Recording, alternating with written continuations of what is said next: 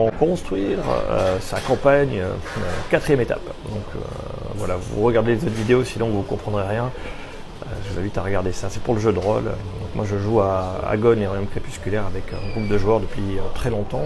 Là on vient de finir le 3e volet de la campagne, qui a été étalé sur plus de 6 ans je dirais. On a même peut-être commencé en 2016. Et là on est en 2023. Et ce qui se passe, c'est que maintenant, on a fini cette campagne-là, les PJ ont le moyen de retrouver ce qu'ils cherchent. Il y a une prophétie, ils cherchent la flamme de quelqu'un, la flamme d'Endymion, qui est en fait l'âme d'un grand bâtisseur, donc qui peut être aussi une arme. On ne sait pas trop exactement quelle forme ça va prendre. Est-ce que c'est ses pouvoirs, sa force, quelque chose qu'il a créé?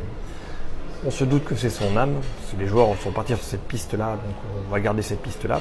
C'est aussi celle que moi j'avais imaginé, donc si on arrive à la même conclusion, c'est que ça a été, c'est bien passé. Sinon, s'ils auraient changé d'avis, ils pensaient que c'était autre chose, j'aurais peut-être adapté le scénario pour que ça corresponde à leurs attentes. Parce que quand même à la fin d'une campagne, s'ils arrivent avec la mauvaise idée pour la campagne suivante, c'est pas ouf. Et donc là, ils vont aller en bateau, du pays qui quitte, qui est en guerre, qui est en train de te faire perdre cette guerre, vers un autre pays, un pays désertique, un peu comme l'Égypte. Et après, ils vont vers un pays beaucoup plus vert, où là, c'est vraiment les forêts noires de l'Europe. Voilà, il y a beaucoup de vie, beaucoup de forêts, tout va bien. C'est un peu l'époque médiévale, mais en mode... je sais pas, il faut que vous regardiez Agon pour savoir. Mais en gros, ils vont dans les marches modènes. C'est un endroit extrêmement vert, où il y a des arbres rois, des arbres millénaires qui s'élèvent à des centaines de mètres de haut. On a construit des maisons à l'intérieur. Voilà, tout est extrêmement vert. Imaginez un peu un gothique romantique où la nature est partout. Des murs, il y a du lierre, à l'intérieur des maisons aussi. Voilà, ils vivent vraiment en harmonie. Ils vont aller là-bas, mais ils vont en bateau, la queue entre les jambes. Et donc, ils sont partis début de campagne. J'ai envie de changer un peu de format. Moi, je fais souvent de l'épique et là, j'ai envie de faire un genre de murder.